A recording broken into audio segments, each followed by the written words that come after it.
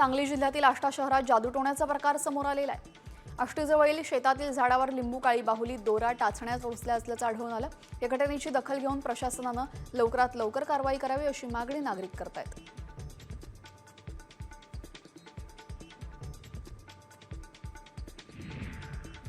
सांगली जिल्ह्यातील नागरिकांकडून कराड, कडेगाव, पंढरपूर रेल्वे मार्गाची मागणी गेल्या 15 वर्षांपासून होते।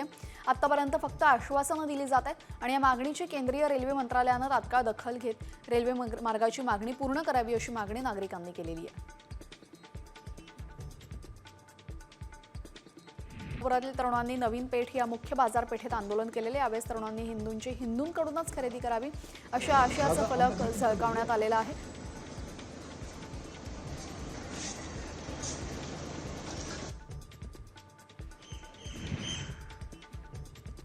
सोलापूरमधील बोरामणी गावाजवळ लालपरीनं अचानक पेट घेतल्याचं लक्षात येताच वाहन चालकाने प्रवाशांना खाली उतरवलेले। यात कोणतीही जीवितहानी झाली नाही, मात्र बस क्षणातच जळून खाक झाली। आगीचं कारण मात्र अद्याप अस्पष्ट आहे।